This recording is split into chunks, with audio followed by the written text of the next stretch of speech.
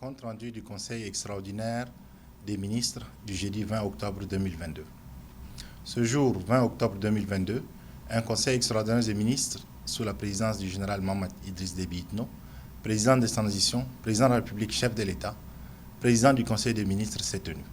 2 points étaient inscrits à l'ordre du jour, à savoir la présentation du gouvernement par le Premier ministre, chef du gouvernement ou chef de l'État, et en second lieu est intervenue une communication du président de la République adressée au gouvernement. Le Premier ministre de transition, M. Saleh Kebzabo, coordonnateur de l'action gouvernementale, a présenté officiellement au chef de l'État les membres du gouvernement issus du gouvernement du 14 octobre 2022.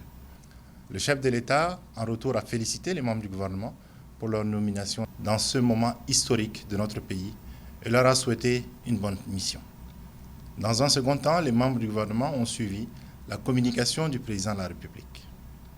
Le général Mohamed Idriss Déby Itno, président de la République, chef de l'État, président du Conseil des ministres, s'adressant aux membres du gouvernement, a indiqué que c'est dans un contexte particulier où notre pays entame la deuxième phase de la transition que la République a fait appel à eux parmi tant d'autres Tchadiens compétents et pétris de valeurs intrinsèques pour accomplir une mission au service du peuple. À cet égard, il a souligné de façon particulière la portée des attentes du peuple tchadien exprimées souverainement lors du dialogue national inclusif qui vient de s'achever et dont le gouvernement d'union nationale en résulte un gouvernement qui n'est pas un gouvernement ordinaire. Ce gouvernement de mission devra décliner en plan d'action les résolutions et recommandations issues du dialogue. Au regard des immenses attentes et des contraintes de temps, le chef de l'État a insisté sur les gages de confiance et d'assurance à donner à la population en ce moment de catastrophe naturelle. Dans cette perspective, tout en relevant l'immensité de la tâche du gouvernement, le chef de l'État a instruit le gouvernement de transition à prendre des mesures contre la vie chère, assister les sinistrés et les vulnérables et apporter une protection sociale à la mesure des menaces qui pèsent sur nos compatriotes.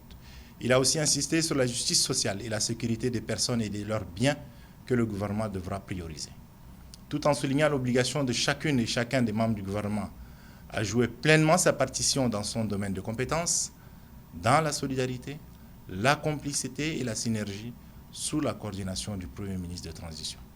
Le chef de l'État a dit qu'aucune fausse note ne sera tolérée, l'obligation du gouvernement étant une obligation de résultat.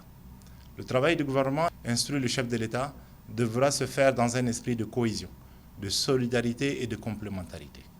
Le chef de l'État demande à ce que ce gouvernement soit celui du changement et que tout en mettant en œuvre le cahier des charges de la transition, il soit à l'écoute des besoins de la population, notamment en luttant contre la corruption, en mettant en place la bonne gestion de la chose publique et en insistant sur la justice et l'équité sans lesquelles il n'y a pas de paix sociale. Le président de la République a dressé les urgences de l'heure que le gouvernement devra régler, à savoir le maintien de la paix et de la sécurité des Tchadiens face notamment aux conflits internes, l'accès équitable à l'eau, à l'énergie, aux services de santé. En matière d'administration, le chef de l'État insiste pour que la refondation de l'État soit une réalité que ce gouvernement devra engager résolument. Il a aussi instruit afin que les engagements pris dans les accords de Doha soient mis en œuvre intégralement. Le chef de l'État a requis que le retour à l'ordre constitutionnel soit inscrit en bonne place du programme politique du gouvernement, car c'est un objectif majeur de la transition.